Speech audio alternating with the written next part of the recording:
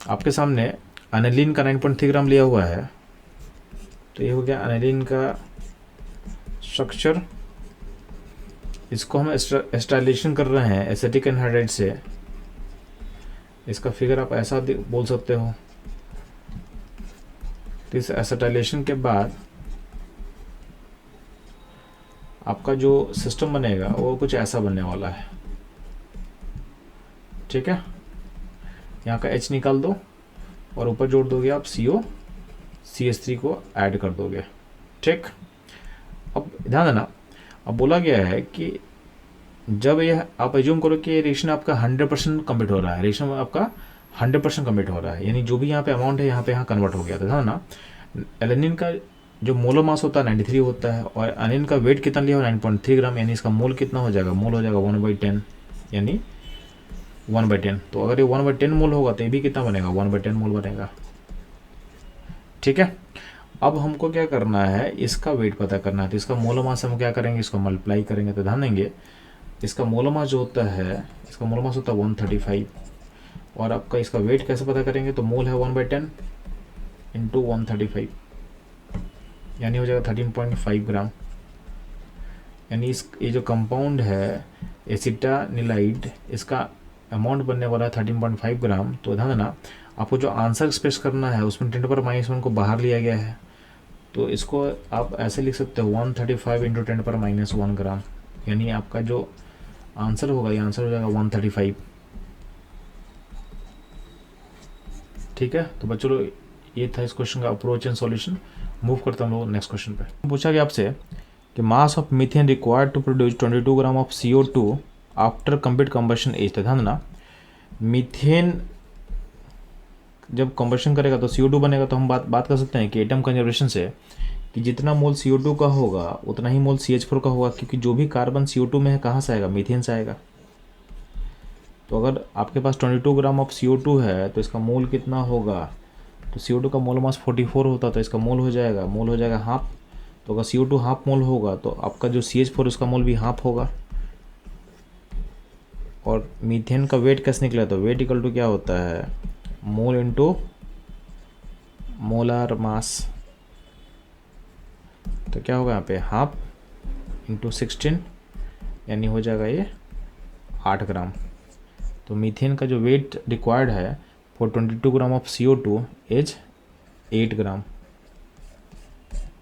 तो बच्चों ये था इस क्वेश्चन का सॉल्यूशन। मूव करता हूँ लोग नेक्स्ट क्वेश्चन। ध्यान देंगे, आपसे पूछा गया है कि इसमें से कौन सा क्वांटिटी है जो टेम्परेचर पर डिपेंडेंट होता है। तो ध्यान देंगे, जब भी आपके क्वांटिटी में वॉल्यूम का टर्म रहेगा तो वॉल्यूम जो है टेम्परेचर पर डिपेंड करता है। तो ध्यान देना, इन सारे टर्म में आपका जो मोलरिटी है, मोलरिटी के अंदर मोल व वॉल्यूम होता है, तो यहाँ वॉल्यूम का टर्म इन्वॉल्व है, तो ये टेम्परेचर पर डिपेंड करेगा। यानी आपका जो ऑप्शन 1 है ये हमारा करेक्ट आंसर होगा। बाकी सब किसी में भी आपका वॉल्यूम का टर्म इन्वॉल्व नहीं है, यानी सारे जो है ये टेम्परेचर पर डिपेंड नहीं करेंगे। ठीक है, तो बच्चों ये था इस क्वेश्चन का सॉल्यूशन। मूव करता हूँ लोग नेक्स्ट क्वेश्चन पे। इस क्वेश्चन में आपसे बोला गया है कि आपके पास 3 मोलर NOH है, और जो है आप इसमें 84 ग्राम ऑफ NOH यूज किए हो इस सॉल्यूशन बनाने में। तो आपको बोला गया सॉल्यूशन का वॉल्यूम कितना होगा। तो ध्यान ना, सॉल्यूशन का वॉल्यूम को हम भी मान लेते हैं। तो आपका जो मोल्स होगा वो होगा मोलरिटी इंटू वॉल्यूम, मोल्स हो जाएगा। और ये मोल इक्वल टू होगा 84/40, यानी इसके वेट से जो मोल निकाले हो। तो मोलरिटी 3 दिया हुआ, तो वॉल्यूम मुझे पता नहीं है, 84/40 करना है आपको। ठीक है, तो V जो होगा, V हो जाएगा 84/3, यहाँ होगा, यहाँ 40 हो चुका है। अब इसको जब सॉल्व करोगे तो सॉल्व करने से कितना आएगा, तो ये आ जाएगा बच्चों लोग, ये आ जाएगा आपका 0.7 के आसपास आ जाएगा। ठीक है, 0.7 लीटर, यानी 0.7 डेसीमीटर की भी आप बोल सकते हो। अब इसको एक्सप्रेस करना है 10⁻⁻1 के टर्म में, तो इसको एक्सप्रेस कर तो क्या हो जाएगा, 7 इंटू 10⁻⁻1 डेसीमीटर भी आप बोल सकते हो। तो आपका जो आंसर होगा 7 हो जाएगा आंसर आपका। तो बच्चों ये था इस क्वेश्चन का सॉल्यूशन। मूव करते हम लोग नेक्स्ट क्वेश्चन में। इस क्वेश्चन में आपको सर ने बोला हुआ है कि 1 मोल PbS को आप ऑक्सीडाइज कर रहे हो using x mole of ozone to get y mole of O2। तो आपको x प्लस y का सम करना था। यहाँ पे इसका बैलेंस इक्वेशन लिखा हुआ है कि PbS + 4O3 gives PbSO4 and 4O2 तो यहाँ पे ओजोन का जो x है वो 4 है और जो O2 का O है y है वो भी 4 है, तो दोनों का सम कितना हो जाएगा, दोनों का सम हो जाएगा 8, तो आपका आंसर होगा 8। तो बच्चों ये था इस क्वेश्चन का सॉल्यूशन। इस तरह के सॉल्यूशंस के लिए हमारे साथ बने रहें। मिलते हैं हम लोग अगले पेपर के एनालिसिस पे। तो इस क्वेश्चन में आपके सामने एक सॉल्यूशन लिया हुआ है H2SO4 का, जिसका आपको परसेंटेज दिया हुआ 31.4% बाई मास है। उसका डेंसिटी सॉल्यूशन का दिया हुआ 1.25 ग्राम पर ml। आपसे पूछा गया है कि मोरिटी ऑफ H2SO4 निकालना है। तो ध्यान देना, आप एज्यूम कर रहे हो इस सॉल्यूशन का 1 लीटर मान लो, यानी इस सॉल्यूशन का हम 1000 ml मान रहे हैं। 1 लीटर मतलब 1000 ml। तो इसको हम अगर डेंसिटी से मल्टीप्लाई करते हैं इस वॉल्यूम को, तो वेट ऑफ सॉल्यूशन कितना निकल के आ जाएगा, तो वेट ऑफ सॉल्यूशन निकल के आ जाएगा डेंसिटी इंटू वॉल्यूम इन ml, यानी ये हो जाएगा 1250 ग्राम। अब इस सॉल्यूशन का 31.4% H2SO4 है, तो वेट ऑफ H2SO4 कितना होगा, तो 1250 इंटू 31.4 बाई 100 इतना ग्राम होगा। इसको डिवाइड कर देंगे हम लोग 98 से, यानी H2SO4 के मोलर मास से, तो मोल ऑफ H2SO4 मिल जाएगा मेरे को। तो मोल H2SO4 कैसे मिलेगा, तो 1250 into 31.4 divided by 100 divided by 98, यानी मोलर मास से डिवाइड कर दी इस वेट को, तो ये मोल आ जाता है 4।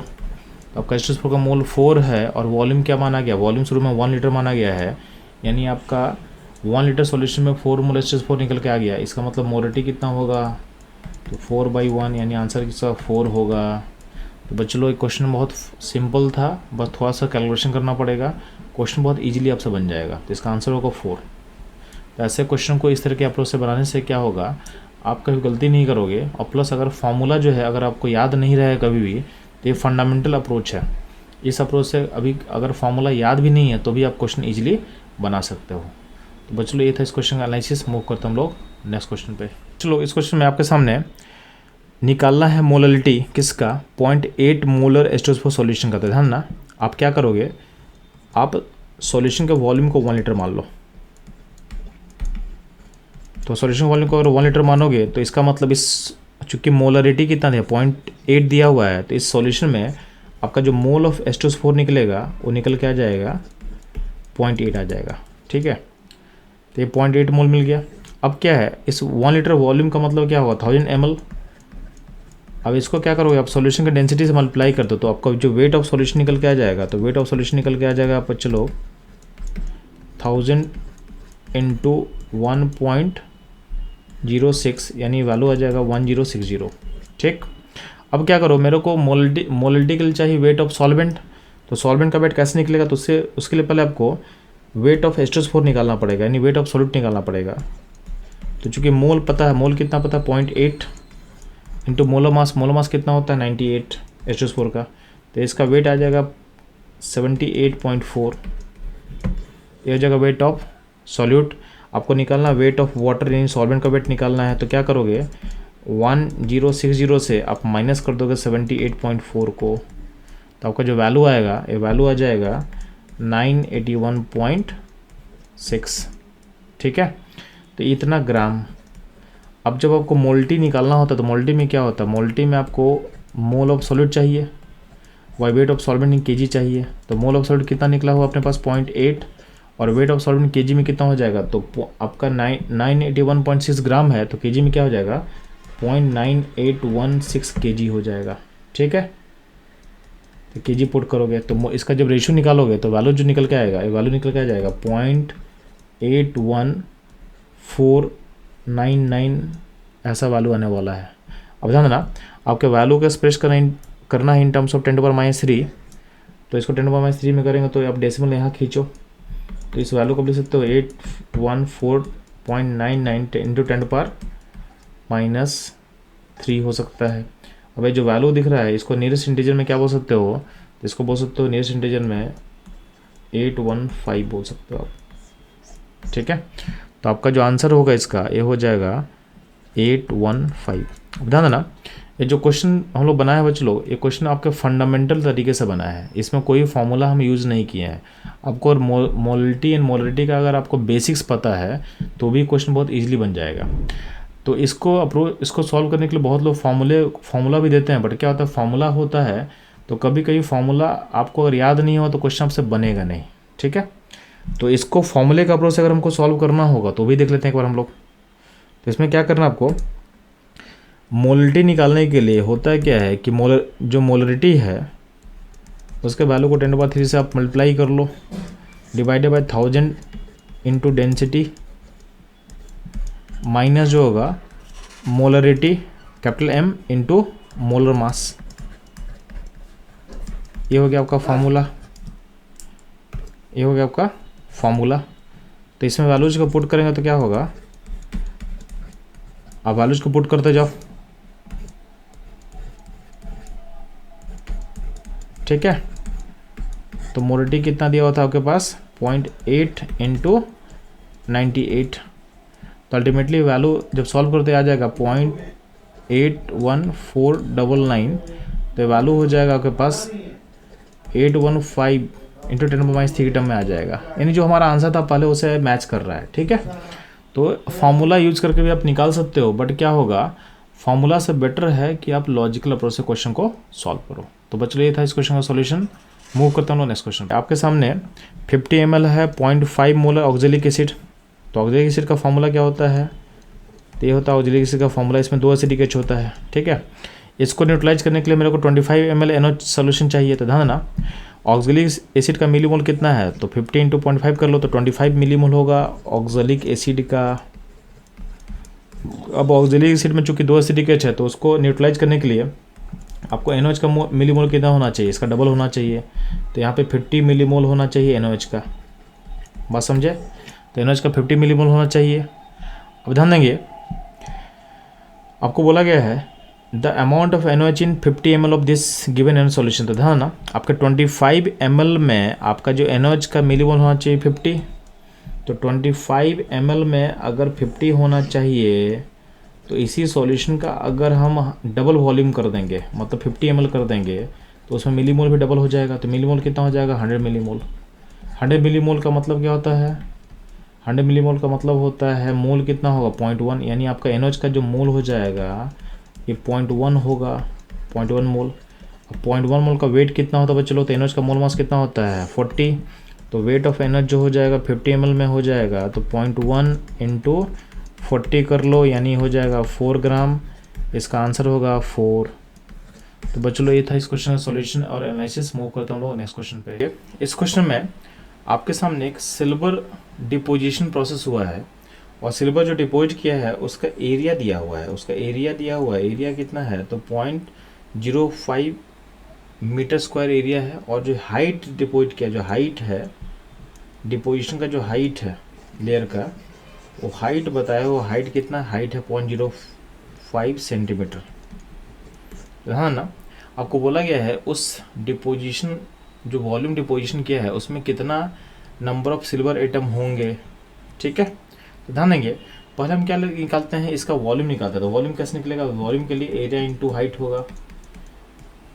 अब जो एरिया है, एरिया आपके पास क्या है 0.05 मीटर और हाइट है 0.05 सेंटीमीटर।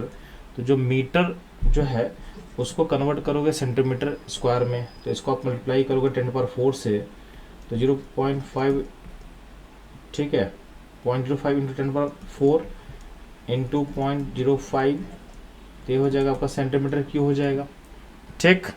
अब जो सेंटीमीटर आपको दिख रहा है तो इसको आप निकालो, तो ये आ जाएगा 25 सेंटीमीटर क्यूब। ये हो गया आपका वॉल्यूम। आपको वॉल्यूम मिल चुका है, तो वॉल्यूम को मल्टीप्लाई कर दो कि गिवन डेंसिटी से। आपको डेंसिटी दिया हुआ है सिल्वर का 7.9, तो अगर V इंटू डी कर दोगे तो आपको वेट ऑफ सिल्वर मिल जाएगा। तो वेट ऑफ सिल्वर कितना निकलेगा बच्चों लोग, तो 25 इंटू 7.9, तो ये वैल्यू जो आएगा, वैल्यू आ जाता है 197.5 ग्राम आ जाएगा, यानी इतना सिल्वर है। फिर हम लोग क्या करेंगे, सिल्वर का मोल निकालेंगे। मोल कैसे निकालेंगे, तो जो वेट आप निकाले हो 197.5, उसको डिवाइड करेंगे सिल्वर के मोल मास से, जो कि होता है 108। तो आपका जो मोल निकलेगा सिल्वर का, ये मोल निकल के आ जाएगा बच्चों लोग, आ जाएगा 1.83 मोल आ जाएगा। अब आपको नंबर पता करना है, तो इस नंबर के लिए क्या करोगे, तो नंबर ऑफ पार्टिकल के लिए मोल के वैल्यू को मल्टीप्लाई करना अवोगाड्रो नंबर से। यानी आपका 1.183 को मल्टीप्लाई करोगे, 1.83 को मल्टीप्लाई करोगे आप 6.022 इंटू 10⁻23 से, तो जो वैल्यू आएगा क्या आ जाएगा 11.02 इंटू 10⁻23 आ जाएगा। तो आपको 23 चूँकि आपके आंसर में बाहर लिया हुआ है, तो यहाँ पे नियरेस्ट इंटीजर क्या होगा, तो जो नियरेस्ट इंटीजर होगा ये हो जाएगा 11। तो इसका जो आंसर होगा बच्चों ये हो जाएगा आपका 11। तो बच्चों ये था इस क्वेश्चन का अप्रोच। मूव करते हैं हम लोग नेक्स्ट क्वेश्चन बनेंगे। इस क्वेश्चन में क्या बोला गया है कि आपके पास सोडियम एसिड का मास निकालना है, इसका मास निकालना है, और ये जो मास है जो आप निकालोगे उस मास का यूज करके हम 250 ml of 0.35 molar aqua solution prepare कर सकते हैं। तो ध्यान देना, आप पहले निकालो मिली मोल। मिली मोल कैसे निकलेगा, तो मिली मोल जो निकल रहा है सोडियम एसिड का वो निकलेगा, मोलरिटी को मल्टीप्लाई कर लो वॉल्यूम इन ml से। तो वॉल्यूम इन ml कितना दिया हो 250, और मोटे कितना दिया 0.35, इन दोनों को मल्टीप्लाई कर लो। तो मल्टीप्लाई करने के बाद ये जो वैल्यू आएगा, ये वैल्यू आ जाएगा 87.5 मिली मोल आ जाएगा। अब मिली मोल को आप चेंज करो मोल में, तो मोल कैसे चेंज करेंगे, तो 87.5 को डिवाइड करोगे 1000 से, तो हो जाएगा मोल। बात समझ में आया? आपको निकालना क्या, आपको निकालना वेट। तो वेट निकालने के लिए करोगे 87.5 बाई 1000, ये हो गया मोल। इसको मल्टीप्लाई करो मोलो मास से, तो मोलो मास क्वेश्चन में दिया हुआ है 22.02। तो इस वेट को जब आप सॉल्व करके निकालोगे, तो सॉल्व कर निकालने पे क्या होगा, वैल्यू आता है 7.18 ग्राम के आसपास। यानी आपका जो करेक्ट आंसर होगा ये होगा, नियरेस्ट इंटीजर में क्या हो जाएगा 7 हो जाएगा। तो यहाँ पे आप 7 को फिलअप करोगे। तो बच्चों ये था इस क्वेश्चन का सॉल्यूशन। मूव करते हैं हम लोग नेक्स्ट क्वेश्चन पे। ये बहुत बेसिक सा क्वेश्चन पूछा हुआ है, आपके सामने 3 कंपोनेंट ए बी सी है और तीनों का मोल दिया हुआ है। आपसे बोला गया है कि सी का मोल फ्रैक्शन क्या होगा। तो सी का मोल फ्रैक्शन होता क्या है, तो सी का mole divided by total mole, यानी mole of A plus mole of B plus mole of C सब डिवाइड कर दोगे। यानी आपका जो ऑप्शन नंबर 3 होगा वो क्या होगा, करेक्ट। तो ये क्वेश्चन बहुत बेसिक सा क्वेश्चन था और ये था इसका सॉल्यूशन। मूव करते हैं हम लोग नेक्स्ट क्वेश्चन पे ना। इस क्वेश्चन में आपके सामने पूछा गया है कि number of moles of methane required to produce 22 gram of CO2 after combustion is, और जो भी आप मोल निकालोगे उसको इस फॉर्म में एक्सप्रेस करना है, यानी समथिंग x इंटू 10⁻⁻² मोल के फॉर्म में एक्सप्रेस करना था ना। जब भी मीथेन का कंबशन करोगे तो मीथेन में एक कार्बन है, तो इसमें से CO2 गैस कितना निकलेगा, तो थ्रू एटम कंजर्वेशन बोल सकते हैं कि अगर मीथेन में एक कार्बन है तो उससे CO2 भी एक ही निकलेगा। तो बैलेंस इक्वेशन में मीथेन और CO2 का रिलेशन में क्या होगा, 1:1 रेशियो में रहेगा। तो जितना मोल CO2 निकला होगा उतना ही मोल मीथेन होगा। तो CO2 का मोल कितना निकलेगा, तो CO2 का वेट दिया 22 ग्राम, डिवाइडेड बाई 44 करेंगे, यानी उसका मोल मास तो क्या हो जाएगा, ये हो जाएगा हाफ, यानी 0.5 मोल होगा CO2 का। अगर 0.5 मोल CO2 का होगा तो मीथेन भी होगा कितना 0.5 मोल, और 0.5 मोल का हम एक्सप्रेस करेंगे तो ऐसा एक्सप्रेस कर सकते हैं क्या, 15 × 10⁻², यानी जो आपका x होगा, x हो जाएगा आपका 50, यानी इसका आंसर क्या होगा, चलो इसका आंसर होगा 50। ये बहुत बेसिक क्वेश्चन था, बस आपको देखना है कि आपको आंसर को किस तरीके से एक्सप्रेस करना है। क्वेश्चन ऐसा क्वेश्चन आपसे गलती से भी गलती नहीं होना चाहिए, ठीक है भाई। चलो तो मूव करते हैं हम लोग नेक्स्ट क्वेश्चन भाई। चलो इस क्वेश्चन में आपके सामने एक मिक्सचर दिया हुआ है जिसमें कैल्शियम कार्बोनेट है एंड मैग्नीशियम कार्बोनेट है, और इस मिक्सचर का जो टोटल वेट है ये 2.21 ग्राम दिया हुआ है। बोला गया इसको जब हीट करते हैं तो कुछ गैसेस बाहर निकलेगा। गैसेस बाहर क्या निकलेगा, तो कैल्शियम कार्बोनेट का ब्रेकेज से कैल्शियम ऑक्साइड प्लस CO2 बनता है, तो CO2 गैस बनेगा, प्लस यहाँ पे MgONCO2 बनेगा। तो जो CO2 गैस बाहर गया उसके कारण क्या होगा, कुछ वेट डिक्रीज करेगा। तो जो अब मिक्सचर का वेट है वो मिक्सचर का वेट दिया हुआ है 1.152, यानी इन दोनों का वेट मिला के दिया हुआ आपके पास क्वेश्चन में 1.152, यानी आपके पास कैल्शियम कार्बोनेट प्लस MgCO3 का वेट अगर हम कंबाइन करें तो ये 2.21 था। तो अगर हम मान लेते हैं इसका वेट को हम x मानेंगे तो इसका वेट क्या हो जाएगा, 2.21 माइनस x मान सकते हैं। सिमिलरली हमारे पास अगला रिलेशन क्या है कि MgO प्लस CO2 CaO का वेट जो है वो क्वेश्चन में के अकॉर्डिंग क्या दिया हुआ है 1.152। तो ध्यान देना, हम लोग क्या करते हैं कि कैल्शियम कार्बोनेट का मोल कितना होगा, तो कैल्शियम कार्बोनेट का जो मोल होने वाला है ये होने वाला है, इसका चूँकि अमाउंट x ग्राम हम माने हैं तो इसका डिवाइड करो आप उसके मोल मास से जो कि होता है 100, ये हो जाएगा मोल ऑफ कैल्शियम कार्बोनेट। जितना मोल होगा कैल्शियम कार्बोनेट का उतना ही मोल बनेगा कैल्शियम ऑक्साइड। बैलेंस इक्वेशन हमको रिलेशन यही दे रहा है। अगर बात करते हैं मैग्नीशियम कार्बोनेट का तो इसका अमाउंट लिया हुआ है 2.21 माइनस x ग्राम, इसको डिवाइड करेंगे इसके मोलर मास से जो कि होता है 84, तो ये होगा इसका मोल। जितना मोल होगा मैग्नीशियम कार्बोनेट उतना ही मोल फॉर्म करेगा मैग्नीशियम ऑक्साइड, यानी इसका अमाउंट हो जाएगा 2.21 माइनस x डिवाइडेड बाई 84, ये हो जाएगा इसका मोल।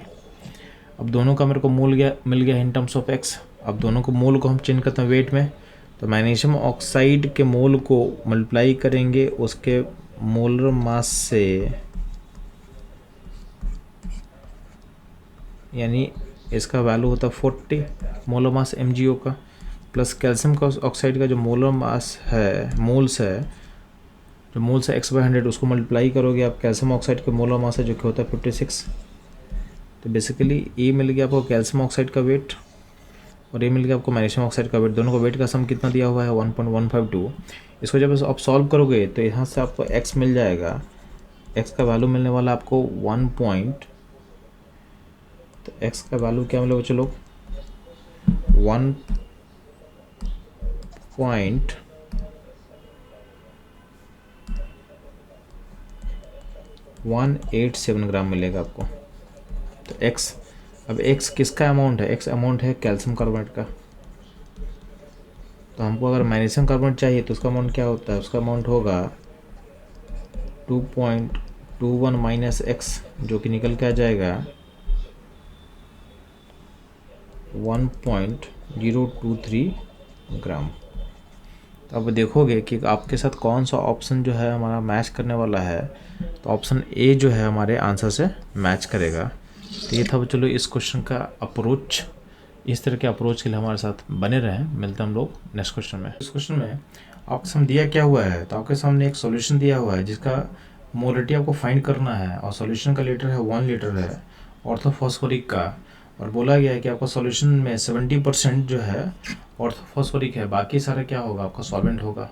तो सबसे पहले हम लोग क्या करते हैं, आपके सॉल्यूशन का वेट निकालते हैं। तो वेट ऑफ सॉल्यूशन कैसे पता करेंगे, तो आपके पास वॉल्यूम ऑफ सॉल्यूशन दिया हुआ 1 लीटर, मतलब क्या होगा 1000 ml होगा, और आपका डेंसिटी जो क्वेश्चन दिया हुआ है है 1.54 ग्राम पर सेंटीमीटर क्यूब।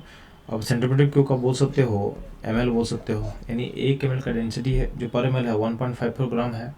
तो अब सॉल्यूशन का वेट कैसे निकालोगे, तो वॉल्यूम इंटू डेंसिटी, वॉल्यूम लोगे ml में, चूँकि डेंसिटी दिया हुआ है आपको ग्राम पर ml में, तो वॉल्यूम होगा 1000, डेंसिटी ले लेंगे 1.54, यानी आपका वेट आ जाएगा 1540 ग्राम। अब इस वेट ऑफ सॉल्यूशन में से हमको निकालना है कि सॉल्यूट यानी आपका जो ऑर्थोफॉस्फोरिक एसिड उसका मोल कितना होगा, तो पहले हमको वेट निकालना पड़ेगा। तो जो वेट ऑफ सॉल्यूट होगा यानी H3PO4 का हम बात कर रहे हैं, उसका वेट निकालना पड़ेगा। तो वेट कैसे निकलेगा, तो आपको पता है कि टोटल वेट का 70%, यानी टोटल वेट ऑफ सॉल्यूशन का 70% जो होगा फॉस्फोरिक एसिड। तो इसका आप वेट निकालोगे यानी 1540 का जब 70% निकालते हैं तो वैल्यू आ जाएगा 1078 ग्राम। ठीक है, अब क्या करोगे आप आपको H3PO4 का मोल पता करो। तो मोल कैसे पता करो, तो वेट मिल गया है तो मोल कैसे पता चलेगा 1078 divided by molar mass of orthophosphoric acid जो कि 98 होता है। तो इसको जब 98 से डिवाइड करते हो तो वैल्यू आ जाएगी 11, यानी आपके सॉल्यूशन में 11 मोल है। हमको उसका मोलरिटी पता करना है, तो मोलरिटी कैसे पता करेंगे, तो जो मोलरिटी होता है मोल बाई वॉल्यूम इन लीटर। मोल आप निकाल चुके हो कितना है 11, वॉल्यूम इन लीटर कितना है 1 लीटर ऑलरेडी दिया हुआ था, यानी आपको मोलरिटी क्या हो जाएगा, मोलरिटी हो जाएगा 11। तो आपका जो करेक्ट आंसर होगा यहाँ पे आप बोलोगे 11। ठीक है, तो ये था चलो इस क्वेश्चन का अप्रोच और एनालिसिस। मूव करता हूँ हम लोग नेक्स्ट क्वेश्चन पे। ना आपके पास कंपाउंड X है जिसका मोलर मास दिया हुआ है 108 ग्राम। ठीक है, उसको जब हम एसिटाइलेशन करते हैं तो आपका जो पॉड फॉर्म करता है उसका मोलर मास 192 ग्राम दिया हुआ है, आपसे बोला गया है कि इस कंपाउंड X में कितना अमीनो यानी कितना NH2 ग्रुप होगा। तो ध्यान देना, जब भी NH2 ग्रुप का हम इंस्टॉलेशन करते हैं तो उसमें होता क्या है कि आपका एक ग्रुप ऐड होता है, यानी NH में आप ऐड करते हो COCH3, यानी आप बताओगे कि इसमें नेट कितना अमाउंट ऐड हुआ है। तो आपके सिस्टम में ये पार्ट ऐड हुआ है और इस पार्ट का मास होगा, तो एक ऑक्सीजन है, 2 कार्बन है, 3 हाइड्रोजन है, इस पार्ट का मास होता है 43 ग्राम।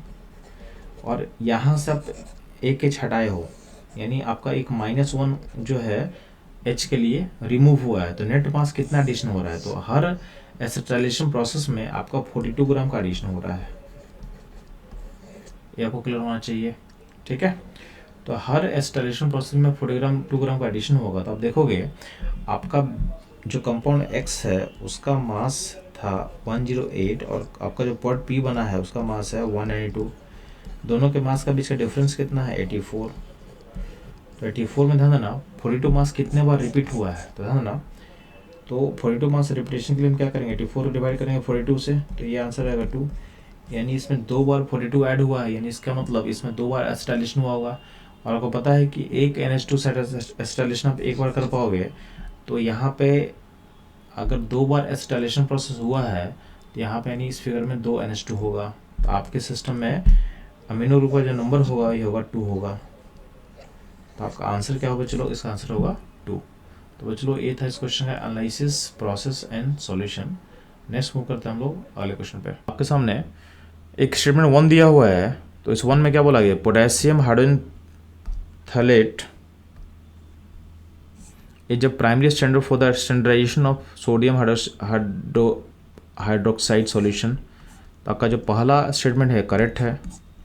हम सेकंड का बात करते हैं। सेकंड में बोला गया in titration phenolphthalein can act as indicator, ये भी सही है। फिनोक्थिलीन जो है आपके टाइट्रेशन में इंडिकेटर तक काम करता है। इसका जो कलर होता है एसिडिक मीडियम में क्या होता है बच्चों, इसका कलर होता है कलरलेस, और बेसिक मीडियम में इसका कलर होता है पिंक कलर का। तो आपका स्टेटमेंट 2 भी करेक्ट है। तो ध्यान देंगे दोनों आपका स्टेटमेंट क्या करेक्ट है। तो आपका जो ऑप्शन होगा ऑप्शन 2 जो होगा हमारा करेक्ट आंसर होगा। तो बच्चों ये था इस क्वेश्चन का सॉल्यूशन। मूव करता हम लोग। इस क्वेश्चन में आपके सामने एक रिएक्शन दिया हुआ है और रिएक्टेंट का कुछ मिलीमोल दिया हुआ है। तो PbCl2 का मिलीमोल दिया हुआ 72 और 50 मिलीमोल है अमोनियम फॉस्फेट का। आपको बोला है लेड फॉस्फेट कितना बनेगा बताना है। तो ध्यान देंगे एक कॉन्सेप्ट आपका लिमिटिंग रिएजेंट का है। तो लिमिटिंग रिएजेंट का एप्लीकेशन आप करते हो तो ध्यान देंगे, तो PbCl2 का अमाउंट को आप 3 से डिवाइड करो तो इसका वैल्यू 24 के आसपास आएगा, और अमोनियम फॉस्फेट के वैल्यू को आप डिवाइड करोगे 2 से तो 25 आएगा। तो इसका मतलब आपको पता चल गया कि आपका लिमिटिंग रिएजेंट कौन होगा। लिमिटिंग रिएजेंट होगा आपका PbCl2, ठीक है। जब भी कोफिशिएंट को डिवाइड करते हैं उससे करस्पॉन्डिंग मोल या मिलीमोल में, तो जो वैल्यू लो होता है यानी कम आएगा उसको हम बोलते हैं लिमिटिंग रिएजेंट। तो इस प्रोसेस का लिमिटिंग रिएजेंट कौन सा हो गया, तो PbCl2 लिमिटिंग रिएजेंट हो चुका है।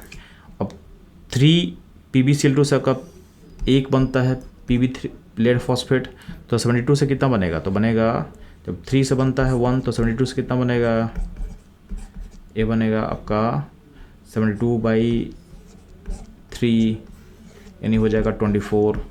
तो आपका जो लेड फॉस्फेट है ये होगा 24 मिलीमोल फॉर्म करेगा।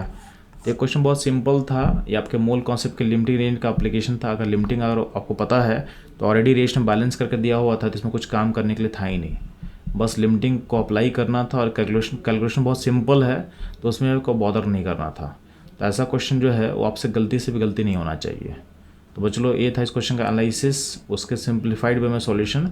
मूव करता हम लोग अगले क्वेश्चन के एनालिसिस पे। बच्चों इस क्वेश्चन में आपके सामने गैसेस हाइड्रोकार्बन के कंबशन से रिलेटेड क्वेश्चन दिया हुआ है। तो जब भी आपके पास जब भी ऐसा क्वेश्चन आता है तो ध्यान देना, गैसेस में एक इंपॉर्टेंट चीज़ आप याद रखना है कि जब भी गैस रहेगा तो गैस का जो वॉल्यूम होता है उसके मोल के प्रोपोर्शन होता है। तो जब भी इस तरह का क्वेश्चन आप सॉल्व करोगे तो आप क्या करना, जो गिवन गैसेस का वॉल्यूम है उसको आप मोल मान लो, उसको आपको मोल मान लेना है, यानी वॉल्यूम को मोल में एज्यूम कर लो और आंसर लेके आ जाओ। जो आंसर आएगा वो करेक्ट आंसर आता है। तो ध्यान देंगे आपके पास 10 ml को मैं 10 मोल मान लूँगा, तो आपका हाइड्रोकार्बन का फॉर्मूला को मैं CHHY मान लेता हूँ और इसका 10 मोल है मान लेते हैं, ठीक है। इसे कंबशन करने पे आपका CO2 का 40 मोल मेरे को मिल रहा है और वाटर जो वेपर है वो मेरे को 50 मोल मिल रहा है, यानी जितना ही वॉल्यूम था उसको हम मोल मान लिए।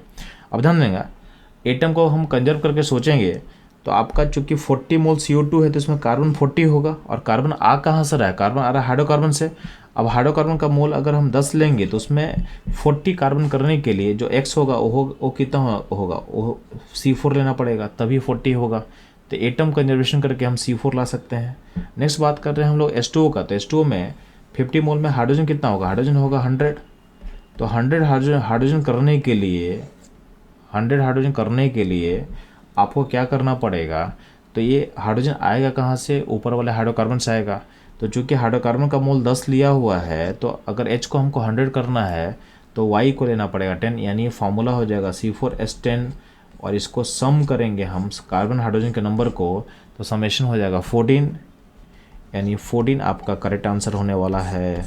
तो बच्चों ये था इस क्वेश्चन का अप्रोच, जो बेस्ट अप्रोच है इसको आपको सीखना है, और जितने ही पास से पेपर में ऐसे क्वेश्चन आए हुए हैं उस पर अप्लाई करना है। आप देखोगे बहुत सिंपल तरीके से क्वेश्चन बनेगा। तो इस तरह के क्वेश्चन को आप एंजॉय करेंगे। और हम लोग मूव करते हैं